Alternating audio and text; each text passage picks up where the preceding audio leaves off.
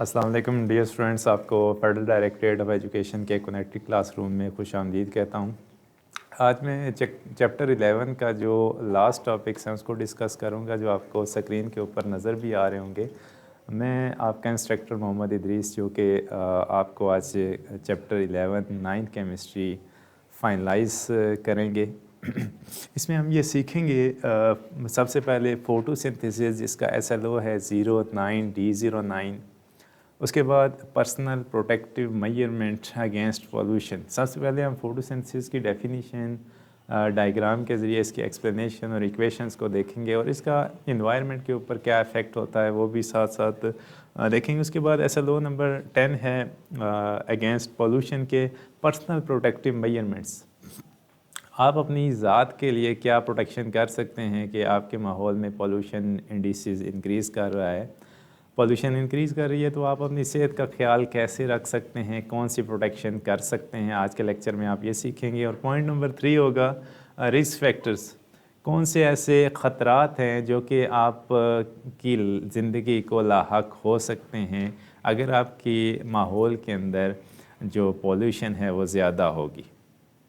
तो last lecture में हमने कुछ चीज़ें डिस्कस की थी जो कि रीन्यूएबल एनर्जी रिसोर्सेज की थी, कि कुछ ऐसे सोर्सेज हम इस्तेमाल करें जिससे हमारा माहौल जो है वो पलूट ना हो, बल्कि दिन ब दिन एक सेहतमंद माहौल की तरफ जाए, जिससे हमारी सेहत जो है वो ठीक हो जाए। कुछ हमने लैंड के बारे में पढ़ा था, transition to renewable energy sources के बारे में पढ़ा था।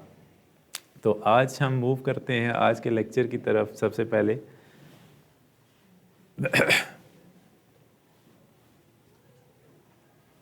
अच्छा, सबसे पहले है फोटोसिंथेसिस। अच्छा, फोटोसिंथेसिस को पहले मैं डिफ़ाइन करता हूँ। सबसे पहले फ़ोटो का मतलब होता है, आप अपनी बुक को सामने रखें, बुक के ऊपर डेफिनीशन एक्सप्लेनेशन मौजूद होगी।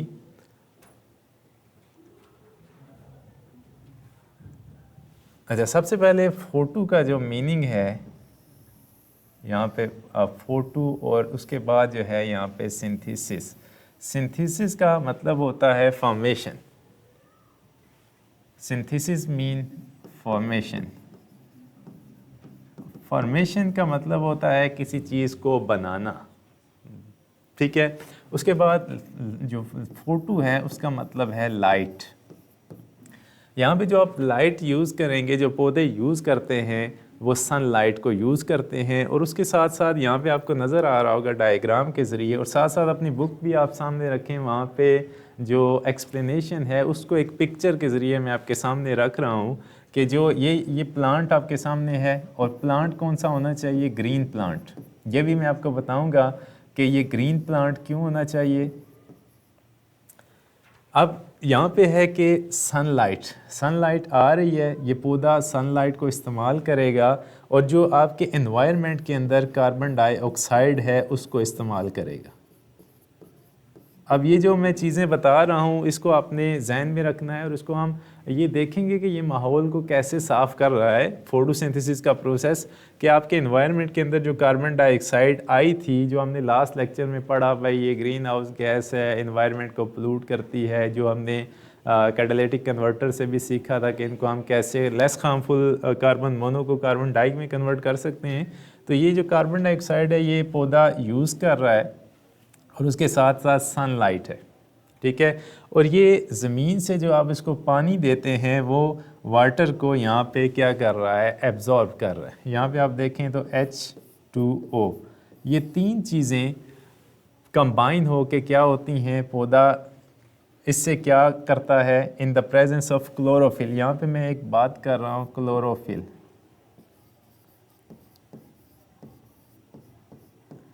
क्लोरोफिल ग्रीन प्लांट्स के अंदर एक पिगमेंट होता है जो कि क्या करता है, ये अगर होगा तो पौधे इसकी मदद से क्या करेंगे, अपनी फूड प्रिपेयर करेंगे। ये हेल्प करता है preparation of food during photosynthesis, और ये सिर्फ ग्रीन प्लांट के अंदर पाया जाता है।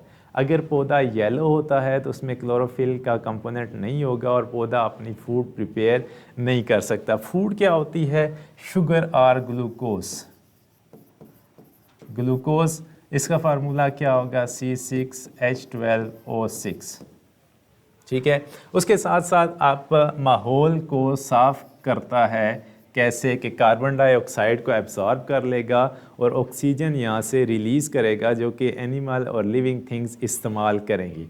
ये क्या था, फोटोसिंथेसिस। अब इसको हम सम अप करते हैं कि फोटोसिंथेसिस वो प्रोसेस होता है जिसमें ग्रीन प्लांट्स क्या करते हैं, with the help of sunlight and chlorophyll अपनी फूड प्रिपेयर करते हैं। और वो फूड क्या होती है, ग्लूकोज होता है। और इसके साथ साथ जो गैस रिलीज़ करते हैं वो कौन सी गैस होगी, ऑक्सीजन गैस।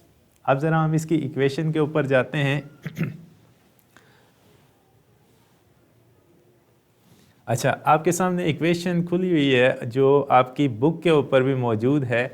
आपकी बुक में अगर इक्वेशन को आप देखें तो वहाँ पे क्लोरोफिल और सनलाइट मौजूद नहीं होगी। तो मैंने यहाँ पे क्लोरोफिल और सनलाइट को भी ऐड किया है कि क्लोरोफिल का होना ज़रूरी है। ये पिगमेंट होता है ग्रीन प्लांट्स के अंदर जो कि ज़रूरी होता है फॉर दिस रिएक्शन, और सनलाइट भी यहाँ पे ज़रूरी है। जब हम इसको फ़ोटो का नाम देंगे तो फ़ोटो मीन यहाँ पे हम लाइट को इस्तेमाल कर रहे हैं, और जो पौधे होते हैं वो सनलाइट को इस्तेमाल करते हैं। सबसे पहले मैंने बात की थी कि कार्बन डाइऑक्साइड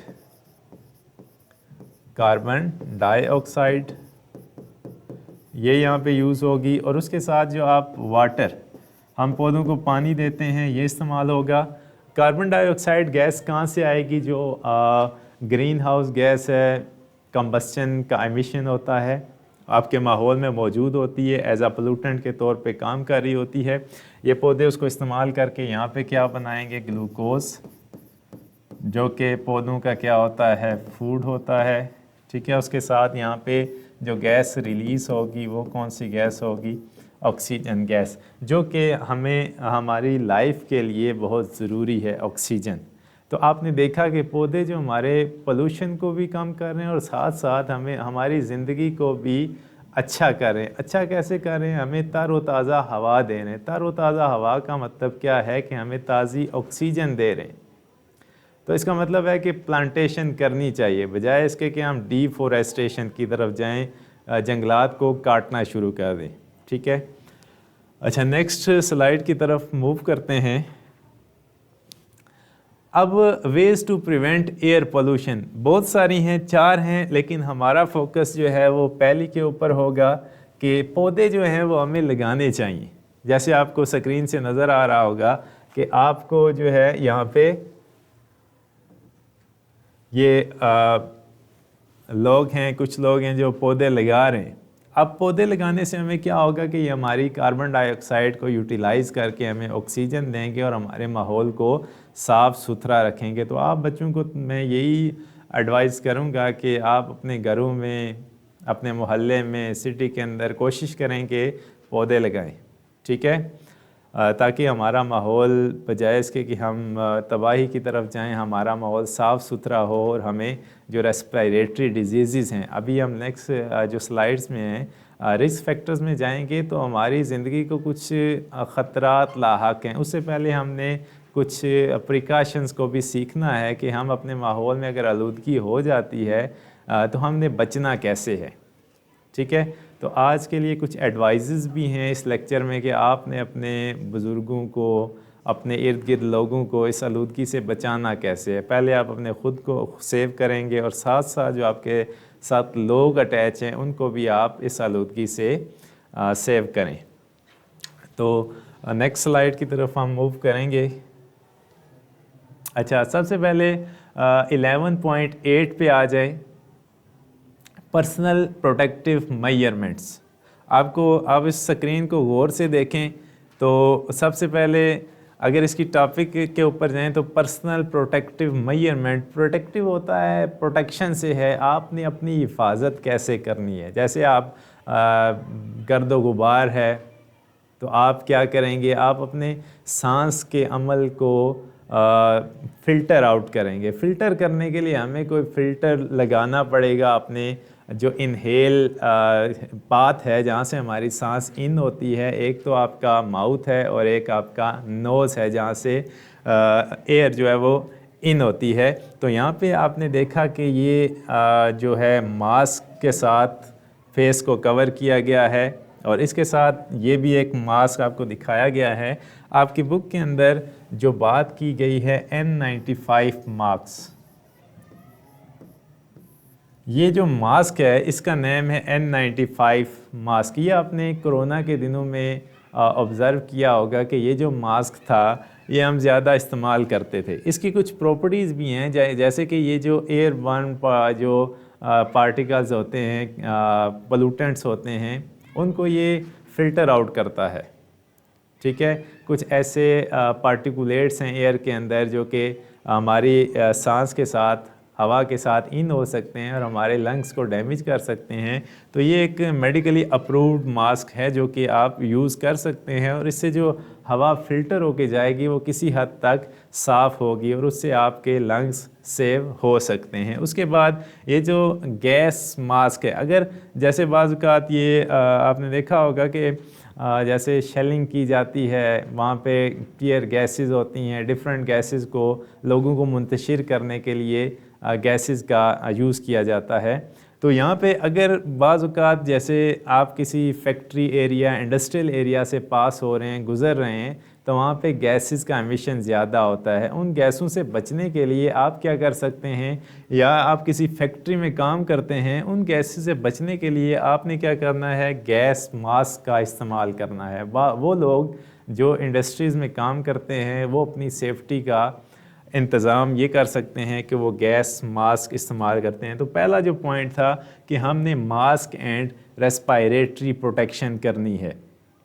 रेस्पायरेटरी प्रोटेक्शन क्या होती है, मास्क आप लगाएंगे तो आपका जो सांस लेने का अमल है, सांस लेने का अमल क्या है कि आपका जो नोज़ है, नोज़ से ये विंड पाइप जो है वो नीचे जाएगा। जैसे यहाँ से आपका विंड पाइप जा रहा है और इसके साथ नीचे लंग्स अटैच हैं, एक साइड पे और दूसरी साइड पे दूसरा लंग अटैच है। ठीक है, ये यहाँ पे मैं लिख रहा हूँ। ठीक है, अगर आप क्या करते हैं कि तरह तरह के डस्ट पार्टिकल्स जो हैं वो आपकी सांस के साथ अंदर जा रहे हैं, तो क्या होगा, सबसे पहले आपका जो विंड पाइप है यहाँ पे आपको इन्फ्लेमेशन हो सकती है, ब्रोंकाइटिस हो सकता है। ठीक है, आपको जैसे बाज़ औक़ात जो मरीज़ होते हैं जिनका रेस्पायरेटरी सिस्टम डिफेक्टिव हो जाता है, तो जब वो सांस लेते हैं तो खड़ की आवाज़ें आना शुरू हो जाती हैं।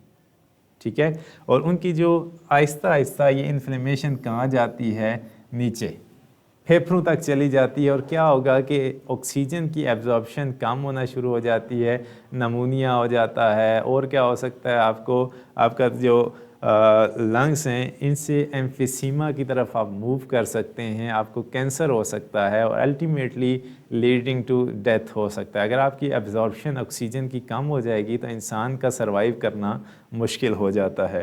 तो नेक्स्ट पॉइंट की तरफ मूव करते हैं। उसके बाद है point number 2, air quality indices. Indices का मतलब होता है नंबर। यहाँ पे इंडिसेस मीन के आप का जो इंडिसेस का मतलब होता है नंबर, जो कि कहाँ से स्टार्ट हो रहा है और कहाँ पे एंड कर रहा है। यहाँ पे अगर आप देखें तो 0 से लेके 500 तक एक आपको स्केल दिया गया है जो कि एयर क्वालिटी को इंडिकेट कर रहा है। ठीक है, आपकी बुक के ऊपर लिखा होगा कि ये जो बेसिकली इसको हम कलर पैटर्न के ज़रिए एक्सप्लेन करते हैं। ये एयर क्वालिटी इंडिसेस क्या होता है कि आपकी जो एयर है क्या वो पोल्यूटेड है या वो साफ़ सुथरी है, उसमें कोई भी जो डस्ट पार्टिकल हैं या पोल्यूटेंट्स हैं वो किस लेवल के ऊपर हैं। ठीक है, तो यहाँ पे है कि इसको चेक कैसे किया जा सकता है कि you can check the air quality index AQI। आजकल हर बंदे के पास एंड्रॉयड फ़ोन मौजूद है, टैब्स मौजूद हैं, लैपटॉप्स हैं, इंटरनेट मौजूद है। तो वो क्या कर सकता है, ये कुछ वेबसाइट्स होती हैं वो उससे आप पता कर सकते हैं, नहीं तो प्ले स्टोर के ऊपर आजकल ऐप्स मौजूद हैं, उससे आप क्या कर सकते हैं, अपने माहौल का AQI एयर क्वालिटी इंडेक्स आप फाइंड आउट कर सकते हैं और उससे पता कर सकते हैं कि आपका जो नंबर आ रहा है वो कलर पैटर्न के ऊपर कहाँ मौजूद है। ठीक है, उसके बाद यहाँ पे एक स्केल भी दिया गया है जिससे हम क्या कर सकते हैं, इस इंडिसेस को अंडरस्टैंड कर सकते हैं और फाइंडिंग ले सकते हैं कि आया हमारा जो एनवायरनमेंट है वो हेल्दी है या कि नहीं। तो यहाँ पे 2-3 मैंने आपको बताई हैं। इसके अलावा भी आप अपने तौर पे भी आजकल मोबाइल हैं, प्ले स्टोर में सर्च कर सकते हैं कि कौन सा हम ऐप इस्तेमाल करें जो कि बेस्ट होगा for air quality indices. For example आप जो है वो ऐप से सर्च करते हैं और क्या आ जाता है, येलो आ जाता है, आपका इंडिसेस जो है वो 100 पे आ जाता है। फॉर एग्ज़ाम्पल क्या होगा कि यहाँ पे नीचे लिखा हुआ है अनहेल्थी फॉर सेंसिटिव ग्रुप, ये आपके लिए ठीक नहीं है, ठीक है। फॉर एग्ज़ाम्पल आप दोबारा करते हैं तो दूसरे दिन, तीसरे दिन, चौथे दिन जहाँ कई इंडस्ट्रीज़ लगी हुई हैं, जो इलाके इंडस्ट्रीज़ के करीब होते हैं वहाँ पे माहौल का जो इंडिसेस है, एयर क्वालिटी इंडिसेस, वो क्या होगा, वो टूवर्ड्स हाज़र्ड्स, वो ख़तरे की तरफ जाएगा, मतलब वो ठीक नहीं होगा। जैसे हमारा लाहौर है, वहाँ पे स्मोग और इस तरह की चीज़ें होती हैं, बॉर्डर के करीब है, वहाँ पे जो यात्री हैं, इंडियन किसान हैं, वो क्या करते हैं जब फसलें उनकी ख़त्म हो जाती हैं तो वो कूड़ कबाड़ जो बचता है घास फूस, उसको आग लगा देते हैं सर्दियों के अंदर। अब वो जो धुआं होता है वो फोग के साथ क्या करता है, रिएक्ट करके स्मोक बना देता है। अब स्मोक क्या होता है, उसमें डस्ट पार्टिकल और जो फोग है और जो स्मोक है वो मिक्स हो के इतना कंडेंस हो जाता है कि वहाँ पे आपकी जो विजिबिलिटी है वो भी इतनी डिक्रीज़ कर जाती है कि आप पैदल चलना भी आपके लिए मुश्किल हो जाता है, ठीक है। तो ये आपके सामने एक चीज़ रखी गई है कि आप अपना एयर क्वालिटी इंडिसेस कैसे चेक कर सकते हैं। आप अपने कमरे की एयर चेक कर सकते हैं, आप घर के सहन की हवा चेक कर सकते हैं कि वहाँ पे पोल्यूटेंट्स मौजूद हैं या कि नहीं है। हम नेक्स्ट स्लाइड की तरफ मूव करते हैं। अच्छा, उसके बाद कार्बन मोनोऑक्साइड डिटेक्टर। ये क्यों बताया गया है कि कार्बन मोनोऑक्साइड को आप डिटेक्ट करें, ताकि आपको पता चले कि आपके रूम के अंदर, आपके स्कूल, कॉलेजेस, यूनिवर्सिटीज़, ऑफिसेज़ के अंदर कार्बन मोनोऑक्साइड है या नहीं है। इसको हम क्यों स्टडी करते हैं बार बार, कि मैं आपको थोड़ा सा वाक़या दोबारा सुनाऊंगा। जो हमारा स्याह थे जो मरी में गए थे और वो वहाँ पे फंस गए थे, उनकी गाड़ियाँ जो हैं वो रात को 5-5, 6-6 घंटे, 10-10 घंटे रोड ब्लॉक रही है, तो उन लोगों ने अपनी गाड़ी के अंदर हीटर लगाए हुए थे। हीटर लगाने के साथ साथ ना उन्होंने क्या किया कि शुरू में तो उन्होंने जो शीशे थे, विंड स्क्रीनें थी, शीशे थे, वो खुले रखे। आहिस्ता आहिस्ता जब ठंड बढ़ी तो उन्होंने क्या किया कि शीशे अपने लॉक कर दिए, बंद कर दिए और वो वहाँ पे सो गए। अब मैंने आपको कहा था कि जब आप इनकमिंग ऑक्सीजन को रोक देते हैं तो वहाँ पे कार्बन डाइऑक्साइड के साथ साथ कार्बन मोनोऑक्साइड भी जनरेट होती है। जैसे शुरू में उन्होंने कहा कि कंबस्शन हो रही है, फ्यूल जल रहा है, तो यहाँ पे क्या बनेगा, कार्बन डाइऑक्साइड बनेगी। क्यों बनेगी? बिकॉज के यहाँ पे जो ऑक्सीजन है वो एक्सेस में है। जब हम क्या करते हैं, ऑक्सीजन को लिमिट कर देते हैं C+O2, और इसके साथ जो ऑक्सीजन है वो आप करें लिमिट क्या होगी कि आप जो उसका पाथ होगा वो क्लोज कर देंगे, मीन कि इनकमिंग ऑक्सीजन ब्लॉक हो गई है। तो उससे क्या होगा कि प्रोडक्ट में शुरू में तो कार्बन डाइऑक्साइड बनेगी, लेकिन वक्त के साथ साथ इस कार्बन डाइऑक्साइड की वैल्यू डिक्रीज़ होती जाएगी और कार्बन मोनोऑक्साइड बनना शुरू हो जाएगी बिकॉज ऑफ लेस ऑक्सीजन। अब ये जो कार्बन मोनोऑक्साइड है, जिसको हम यहाँ पे सीखेंगे कि इसको डिटेक्ट करना क्यों ज़रूरी है, कि ये जो गैस है ये आपके लिए सख्त नुकसानदेह है। ये क्या करती है, जब ब्लड ये सांस के ज़रिए फेफड़ों तक जाती है तो फेफड़ों के अंदर ब्लड आता है फ़िल्टर होने के लिए। अब फेफड़ों से फ़िल्टर होने की बजाय उसके अंदर क्या चीज़ एब्जॉर्ब हो रही है, कार्बन मोनोऑक्साइड। जब ये कार्बन मोनोऑक्साइड ब्लड के हीम के साथ रिएक्ट करती है तो ये बाइंड करती है लिगेंड के तौर पे। जब बाइंड करती है तो यहाँ पे डीऑक्सी हीम हो जाता है, मतलब हीम के अंदर जो ऑक्सीजन है वो कम होना शुरू हो जाती है। हमारी रंगत जो सुर्खी माइल नज़र आती है वो due to the absorption of oxygen होती है। अगर ये ऑक्सीजन हम बॉडी से निकाल देते हैं तो आपने देखा होगा कि जिन बच्चों में खून की कमी होती है उनका रंग पीला पड़ना शुरू हो जाता है। इसी तरह से जब हमारी बॉडी में ऑक्सीजन जज़ब ही ना हो तो क्या होगा कि हमारी बॉडी आहिस्ता आहिस्ता डिके की तरफ जाती है। क्या होता है, क्लाट बनने शुरू हो जाते हैं, ब्लड के क्लाट, और ब्लड की आहिस्ता आहिस्ता सर्कुलेशन ड्रॉप हो जाती है। तो क्या होगा, आपका हार्ट अरेस्ट हो सकता है, आपको हार्ट अटैक हो सकता है, और आप वो जो लोग थे वहीं गाड़ी में बैठे बैठे सो गए, अकड़ गए, क्योंकि उनका बैठे बैठे दम घुट गया है। ठीक है, तो ये है कि आपने कार्बन मोनोऑक्साइड डिटेक्टर, ये क्या होते हैं, ये एज अ वॉच, जैसे ये एक बंदे ने अपने रिस्ट के ऊपर घड़ी बांधी हुई है, तो ये क्या करती है घड़ी, इसके साथ कार्बन मोनोऑक्साइड डिटेक्टर लगा हुआ है, जहाँ पे भी जाएगी ये बीप करेगी, ब्लिंक करेगी, आवाज़ निकालेगी। ठीक है, 2-3 दफ़ा ये आवाज़ें निकालेगी, तो आपने अंदाज़ा लगाना है कि यहाँ पे कार्बन मोनोऑक्साइड की जो वैल्यू है वो ज़्यादा है। उसके साथ साथ ये जो आप घरों में भी लगा सकते हैं, वाल के ऊपर इसको लगा दें और आते जाते या बैठे हुए इसको ऑब्ज़र्व करें कि इसमें रीडिंग कितनी आ रही है। उसके बाद जो है ये भी एक तरह का डिटेक्टर मौजूद है, ये आप नेट वगैरह आजकल मिल जाते हैं, आप ऑनलाइन भी इसको ख़रीद सकते हैं, मार्केट से भी ख़रीद सकते हैं, ताकि आप अपने जो माहौल है उसको चेक कर सकें कि वहाँ पे कार्बन मोनोऑक्साइड मौजूद है या कि नहीं है।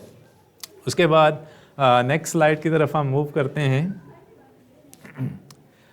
यहाँ तक था जो हमने पढ़ा प्रोटेक्शन, कि आप अपनी प्रोटेक्शन कैसे कर सकते हैं, आप जहाँ पे रह रहे हैं, स्कूल, घर, यूनिवर्सिटी, ऑफिस में हैं, तो आप अपने इन चीज़ों को प्रोटेक्ट कैसे कर सकते हैं। नेक्स्ट जो हम पढ़ेंगे, नेक्स्ट में क्या है, risk factors. In risk factors का मतलब क्या हुआ कि कुछ ऐसे फैक्टर्स हैं जिससे हमें खतरात लाहक हो सकते हैं। वो फैक्टर्स क्या हैं उनको हम देखते हैं। सबसे पहले long term exposure to pollutants. अगर आप एक लॉन्ग टर्म, ठीक है, मैं आपको वाक़या बताऊं कि हमारे कुछ जानने वाले हैं जो कि मार्बल फैक्ट्री के अंदर काम करते थे। पुराने वक्तों में बच्चे जो है वो स्लेटी होती थी और उसको वो चाक के साथ लिखते थे, वो एक प्लेट सी होती थी, उसके ऊपर बच्चे लिखते थे, मार्बल की वो बनती थी। अब क्या था कि वो लोग उस मार्बल फैक्ट्री के अंदर काम करते थे, तो उन्होंने अपनी प्रोटेक्शन नहीं की, वो मार्बल को काटते थे तो उससे इतनी कंडेंस वो डस्ट निकलती है कि अगर वो आपकी बॉडी के अंदर चली जाए तो आप डिजीज़ में एक नहीं बहुत सारे डिजीज़ के अंदर मुब्तला हो सकते हैं, और साथ साथ उनको टीबी, लंग कैंसर, और उनमें से कुछ जो थे वो फोत हो गए थे इन्हीं बीमारियों की वजह से।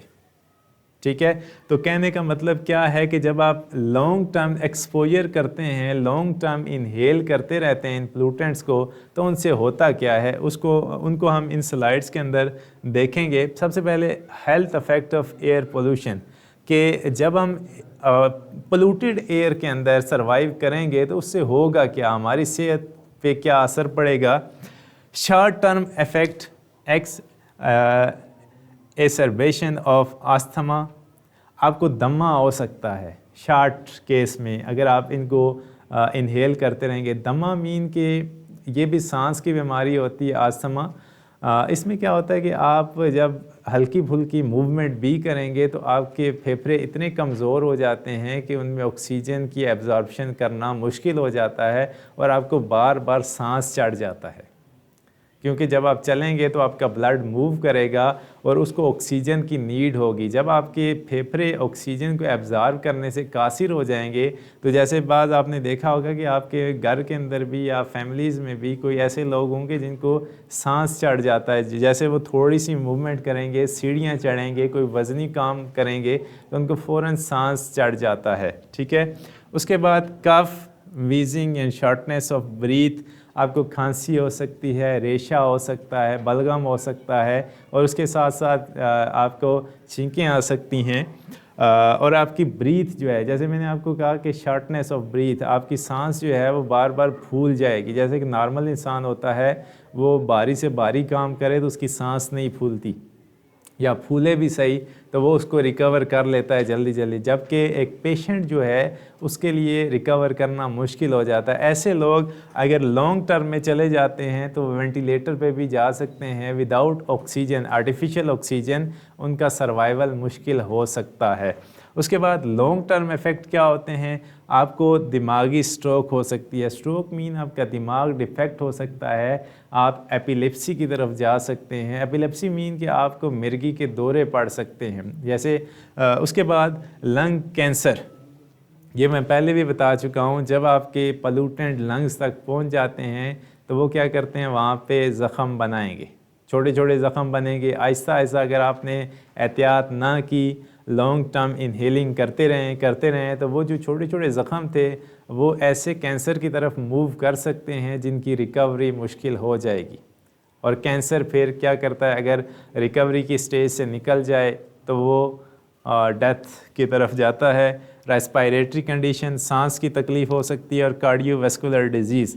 और अगर आपकी ब्लड के अंदर ऑक्सीजन नहीं है तो फिर दिल को प्रॉब्लम बनेगा। दिल जब पंप करेगा उन चीज़ों को तो दिल को भी तकलीफ़ होगी। क्यों तकलीफ़ होगी कि आपके जो ब्लड है उसके अंदर क्लाटिंग आ रही है।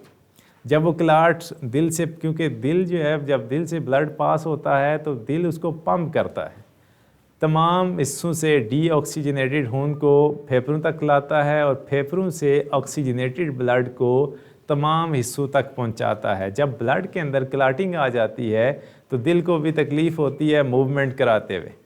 तो हो सकता है वो क्लाट आपके दिमाग की तरफ चला जाए, आपके दिल के अंदर फंस जाए, तो क्या होगा, आपका या तो आपको ब्रेन हेमरेज हो सकता है, या आपको कार्डियोवैस्कुलर डिजीज़, आपका दिल हार्ट अरेस्ट हो सकता है, आपके दिल के पट्टे कमज़ोर हो सकते हैं, कोई और कार्डियोवैस्कुलर डिजीज़ हो सकती है। तो हम यहाँ पे था long term exposure to pollutant. Next slide पे देखते हैं ज़रा स्मोकिंग। अब कुछ लोग जो हमारे यहाँ ज़्यादातर स्मोकिंग करते हैं आजकल, ये हमारे बच्चों में भी जो मेल हैं उनमें भी ये स्कूल कॉलेज लेवल के ऊपर ज़्यादा इसको बच्चे इसको अप्रोच कर रहे होते हैं, लेकिन इसके नुकसानात भी हैं। मैं आपकी स्क्रीन पे आपको ये एडवाइस करना चाहता हूँ कि इससे बचें और दूसरों को भी इसकी तलकीन करें कि स्मोकिंग से जितना बचा जाए वो आपकी सेहत के लिए अच्छा है। इसमें मैंने 2 चीज़ें बताई हैं। बाज़ दफ़ा गवर्नमेंट ऑफ पाकिस्तान ने भी ना स्कूल कॉलेज के बाहर एक बोर्ड लगाया हुआ था जिसके ऊपर बड़ा सा करके लिखा हुआ था कि सिगरेट नोशी सेहत के लिए मुज़िर है, और साथ ये भी बताया गया था कि फेफड़ों की शक्ल वहाँ पे दिखाई गई थी कि एक नॉर्मल इंसान है उसके लंग्स कैसे होते हैं, ये ज़रा देखें इसको। और जो स्मोकिंग करता है उसके लंग्स भी आप देखें बिल्कुल ब्लैक हुए पड़े हैं। क्या है कि सिगरेट के धुएं के अंदर अगर आप इसको पढ़ेंगे तो 2000 से ज़्यादा ऐसे कंपाउंड्स हैं जो कि कार्सिनोजेनिक्स हैं। कार्सिनोजेनिक्स क्या होते हैं, जो कि कैंसर काज करते हैं। एक सबसे बड़ा मेजर जो है वो टार है। जो फेफड़े होते हैं इनका जो टेक्सचर होता है वो स्पंज टाइप होता है। जिस तरह आप पोचे को समझ लें, कपड़े को समझ लें, ये सारा धुआं जो होता है उसके अंदर कंपोनेंट्स होते हैं, उसको एब्जॉर्ब करता जाता है, निकालता नहीं है। अगर आप उस फेफड़े को पकड़ के ना ऐसे निचोड़ें तो उसमें से इतना वो काला किस्म का, काली रंगत का टार निकलेगा जो आपकी सेहत के लिए इंतहाई मुज़िर है। ठीक है, इससे मैंने कुछ चीज़ें बताई हैं आपके सामने। Cardiovascular effects. जब भी कार्डियो की बात आती है तो इससे क्या होता है, आपका हार्ट होता है। वेस्कुलर का मतलब होता है वेसल, वेस्कुलर पट्टे जो उसके होते हैं। Smoking increase your risk for developing cardiovascular diseases such as stroke, arteriosclerosis, heart attack and aortic aneurysm। ये कुछ मैंने आपके सामने डिजीज़ रखी हैं। इसको आप मज़ीद अगर आपके पास आप इसको टाइम निकालेंगे, दोबारा इसको रिवाइज़ करेंगे और इनको नोट भी कर लें। इसके ऊपर आप थोड़ा सा इंट्रोडक्शन आपका होना चाहिए, इसको आपने दोबारा देखना है। और respiratory effect, smoking increase your risk for developing chronic obstructive pulmonary disease, lung infection and lung cancer. उसके बाद इफ़ेक्ट्स ऑन अदर आर्गन। इसके साथ साथ ना सिर्फ ये फेफड़ों के ऊपर अफेक्ट करता है, जब आपके फेफड़े डैमेज हो जाते हैं तो सबसे हमारा जो ऑक्सीजन का सोर्स है वो फेफड़े हैं जो इनहेल करते हैं, और फेफड़ों से हमारा ब्लड साफ़ होके जाता है, गंदा खून आता है और वहाँ से ऑक्सीजन लेके अल्लाह ताला ने एक इंसान के लिए देखें कैसा सिस्टम बनाया हुआ है, इसको हम खुद ही डिस्टर्ब करते हैं और फिर तरह तरह की बीमारियों में मुब्तला हो जाते हैं। उसके बाद carcinogenic and other poisons in cigarette smoke can pass to almost any organ in the body and potentially cause cancer and have other negative effect. यहाँ पे मैं एक और बात करना चाहूँगा, फिर हम नेक्स्ट पे जाएंगे कि बाज़ औक़ात हम बैठे होते हैं तो हमारा दोस्त या फैमिली मेम्बर साथ बैठे बैठे सिगरेट पी रहा होता है। हम साथ बैठे बैठे पैसिव स्मोकर के तौर पे काम कर रहे होते हैं। पैसिव स्मोकर का मतलब है कि जब वो सिगरेट पिएगा और उसके मुंह से धुआं वो मुंह के अंदर लेके जाएगा, पहले तो वो सिगरेट का धुआं था कि उसमें डायरेक्ट वो कार्सिनोजेनिक कंपाउंड थे। अब अगर उस बंदे के अंदर डिजीज़ मौजूद हैं, जर्म्स मौजूद हैं, तो वो उस स्मोक के साथ वापस आएंगे और डबल जो है वो इफ़ेक्ट आप इनहेल कर रहे होते हैं। तो इस चीज़ से भी आपने बचना है कि पैसिव स्मोकर के तौर पे आपने एक्ट नहीं करना। अगर कोई स्मोक कर रहा है तो उसको आप एडवाइस करें, उससे रिक्वेस्ट करें कि इसको ना पिएं। अगर फिर भी वो जारी रखता है तो कोशिश करें कि आप साइड पे हो जाए और आप अपनी फैमिलीज़ और जिस लेवल के भी ऊपर हैं आप हैं, तो कम से कम आप इस स्मोकिंग को कम से कम करें। लोगों को जो है वो बताएं कि ये सेहत के लिए नुकसानदेह है। अच्छा, नेक्स्ट की तरफ हम मूव करते हैं, इंडोर पोल्यूशंस। इंडोर पोल्यूशन क्या होती है कि आपके घर के अंदर भी कुछ पोल्यूटेंट्स मौजूद होते हैं जिसको हम इग्नोर कर रहे होते हैं। सबसे पहले क्या है, मॉइस्चर्स हैं। मॉइस्चर से भी क्या हो सकता है, कुछ पोल्यूटेंट्स आ सकते हैं जो कि हमारे जैसे हवा है, हवा के अंदर पोल्यूटेंट्स हैं, नमी आएगी तो उन पोल्यूटेंट्स को कहीं डिपॉजिट करना शुरू कर देगी। VOCs वोलाटाइल ऑर्गेनिक कंपाउंड जैसे कुछ होते हैं, जैसे आप उनको ओपन करेंगे तो वो वेपोरेट करना शुरू कर देंगे और हम उनको सांस के ज़रिए लेके जा रहे होते हैं इन। ठीक है, जैसे हम घरों में आप जो फीमेल हैं वो नेल पॉलिश यूज़ करती हैं और नेल पॉलिश का जो सॉल्वेंट होता है वो क्या होता है, एसीटून। एसीटून अब वोलाटाइल है, वो फ़ौरन उड़ेगा, उड़ के वेपर्स बन के आप उसको सांस के ज़रिए लेके जा सकती हैं। और हर बंदे की जो इनसाइड है वो डिफरेंट होती है, डिफरेंट तरह के रिएक्शन काज हो सकते हैं और अल्टीमेटली आपको डिजीज़। और केमिकल्स हैं, स्मोकिंग, बाज़ लोग घरों के अंदर स्मोक कर रहे होते हैं। डस्ट पार्टिकल हैं, जगह अगर सफाई सुथराई का ख्याल नहीं रखते हैं तो मट्टी पड़ी होती है, आपके फर्नीचर है, बेड है। उसके बाद पेट्स हैं, बाज़ लोगों ने क्या रखा होता है, घरों के अंदर जानवर रखे होते हैं जिनके जो है वो बाज़ औक़ात बाल बिस्तर पे पड़े होते हैं, जिससे क्या होता है उन एक बाल के ऊपर जो है वो लाखों की तादाद में जर्म्स मौजूद होते हैं माइक्रोस्कोपिक लेवल के ऊपर, और वो तरह तरह की डिजीज़ को काज करते हैं। अब इससे क्या होगा कि सबसे पहले कन्फ्यूजन, हेडेक, एंजाइटी, अगर ये इंडोर प्रॉब्लम्स हैं तो उसके इफ़ेक्ट्स भी मौजूद हैं। Sneeze, cough, irritation in nose and throat, asthma हो सकता है, COPD, heart ailments, lung infection और जेनेटिक डिसऑर्डर। आहिस्ता आहिस्ता जब आपकी बॉडी के अंदर ये डिजीज़ आ सकती हैं तो आपकी नई नस्ल के अंदर जेनेटिक डिसऑर्डर भी आना शुरू हो जाएंगे। तो ये था कि इंडोर अगर प्रॉब्लम्स आती हैं तो उसके कुछ इफ़ेक्ट्स भी हैं। तो इससे क्या करना है, आपने इन चीज़ों से बचना है, अपने घरों के अंदर भी सफाई सुथराई का ख्याल रखना है। और इस्लाम जो है वो सफाई का दर्स देता है। सफाई बेसिकली इस्लाम में हाफ जो रिलीजन है उसको रखा गया कि सफाई निसफ ईमान है। ठीक है, तो हम क्लोजिंग की तरफ मूव करते हैं। लास्ट पे है एलर्जेंस। एलर्जन बाज़ औक़ात आप कुछ फूड एयर बर्न्स हैं आपके सामने, पोलन्स हैं, जैसे बाज़ लोगों को ना जब दरख्त फूटते हैं, बहार का मौसम होता है, तो पोलन से उनको एनर्जी होती है। वो अगर दरख्तों के पास जाएंगे, ताज़ा हवा में जाएंगे तो क्या होगा, वो खांसना शुरू कर देंगे, उनको स्नीजिंग होगी, तरह तरह की उनकी बॉडी जो है वो स्वेल होना शुरू हो जाएगी। उसके बाद स्किन से भी आपके सामने कुछ जो आप जनरल यूज़ करते हैं, मैं उसके ऊपर बात करूँगा। फ्रेगरेंस, बाज़ लोगों को जब हम खुशबू इस्तेमाल करते हैं फ्रेगरेंस, तो उससे भी बाद लोग खांसना शुरू कर देंगे या छींकें मारना शुरू कर देंगे। उसके बाद क्लीनर्स, कॉस्मेटिक्स, प्लांट्स, बाज़ को खुराक से एलर्जी होती है, बाज़ लोग बाज़ खुराक पसंद नहीं करते हैं। मेडिकेशन, बाज़ लोगों को बाज़ टैबलेट से एलर्जी होती है, वो इस्तेमाल नहीं करते हैं। अब एलर्जी सिम्टम्स क्या होते हैं कि आपकी बॉडी एलर्जिक है या नहीं है। सबसे पहले ट्रबल ब्रीदिंग, वीजिंग और कफिंग, आपको सांस लेने में तकलीफ़ होगी, खांसी, स्नीजिंग वगैरह वगैरह, हाइव्स, रैश एंड इचिंग, आपकी बॉडी के ऊपर दाने निकलना शुरू हो जाएंगे, को दद्दर होना शुरू हो जाएंगे, इस तरह की अलामात, आपकी बॉडी स्वेल हो जाएगी। उसके बाद स्नीजिंग, रनिंग नोज, आपकी नाक जो है वो बार बार बहेगी, ठीक है। उसके बाद रेड वाटरी आइज़, आपकी आंखों से पानी निकलना, जैसे आपको फ्लू है फॉर एग्जांपल तो आपकी आंखों से भी पानी निकलना शुरू हो जाएगा, आपके नाक से भी पानी। उसके बाद nausea, vomiting, diarrhoea, swelling of your nose, mouth, tongue और थ्रोट, किसी न किसी जिस्म के हिस्से में स्वेलिंग होना शुरू हो जाएगी। तो ये थे एलर्जेंस जिससे आपकी जो रिस्क फैक्टर था। अब जो है लास्ट पे क्लाइमेट चेंज। अच्छा, क्लाइमेट चेंज भी रिस्क फैक्टर है जो हमारी आबो हवा चेंज हो रही है। इसकी सारी रीज़न हम पढ़ चुके हैं, उस पे ऊपर हम बात नहीं करेंगे, बस इसको क्लोजिंग की तरफ लेके जाएंगे। 10 इफ़ेक्ट्स ऑफ क्लाइमेट चेंज, जिससे हमारा जो आबो हवा है वो मौसम हमारा तब्दील हो चुका है, उसकी जो इफ़ेक्ट्स हैं वो हम पढ़ेंगे। जो आबो हवा हमारी चेंज हुई है उसके असरात क्या हैं। सबसे पहले टेम्परेचर राइज़ हो रहा है, जिसको हमने पढ़ा था ग्लोबल वार्मिंग के तौर पे। ड्राफ्ट्स, बाज़ जगह बंजर हो चुकी हैं।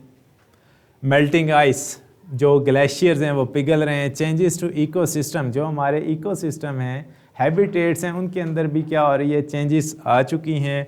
एक्सट्रीम वेदर, कभी इतनी सख्त बारिश होती है, फ्लडिंग, तो कभी बारिश होती नहीं है, कभी इतना गर्म मौसम हो जाता है, कभी सर्दी हो जाती है, गर्मी के अंदर भी सर्दी हो जाती है। बाज़ दफ़ा आपने लास्ट टाइम भी देख चुके हैं, मई में ठंड, बारिशें हुई हैं तो साथ ही ठंड आ गई है, तो ये एक्सट्रीम वेदर में जाएगा। सी लेवल राइज, जब ग्लेशियर्स पिघलेंगे, एकदम से बारिश हो जाएगी तो सी लेवल ऊपर आ जाएगा, फ्लडिंग काज करेगा।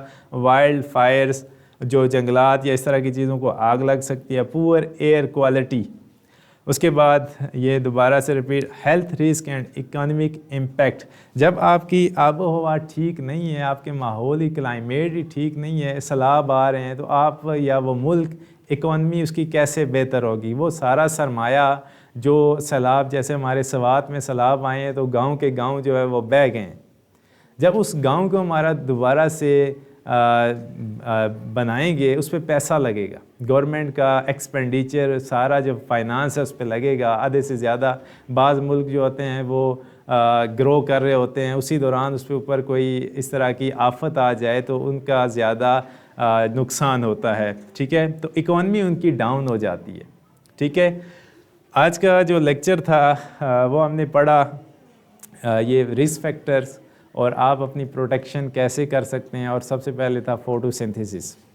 इसमें हमने बेसिकली माहौल को, चैप्टर को वाइंड करने के साथ साथ ये भी सीखा कि हमने सफाई सुथराई का कैसे ख्याल रखना है और अपने माहौल को कैसे साफ़ करना है, पौधे लगाने हैं, उनका फैक्टर क्या है, क्या काम करते हैं। तो इसी के साथ, इसी उम्मीद के साथ कि आपको ये चैप्टर 11 अच्छी तरह समझ आ गया होगा। और एक्सरसाइज जो है वो आप पे मैं छोड़ूंगा, क्योंकि मैंने सारी चीज़ें इन स्लाइड्स के अंदर डाली हैं जो आपके क्वेश्चन से रिलेटेड हैं। आप तमाम स्टूडेंट्स का ये काम होगा कि वो इन 2 छुट्टियों के अंदर, जो हमारी 3 छुट्टियां हैं, इसमें आपकी क्लासेस नहीं होंगी, मंडे से हम दोबारा स्टार्ट करेंगे, तो इन 3 छुट्टियों के अंदर आपने वो एक्सरसाइज कंप्लीट करनी है। अगर आपका कोई क्वेश्चन होता है तो आप वो कमेंट सेक्शन में दे सकते हैं, हम उसका प्रॉपर आपको आंसर देंगे इंशाल्लाह। तो तब तक के लिए इजाज़त चाहूँगा। मंडे को दोबारा चैप्टर नंबर 12 के साथ आपकी स्क्रीन के सामने दोबारा हाजिर हूँगा। तब तक के लिए अल्लाह हाफ़िज़।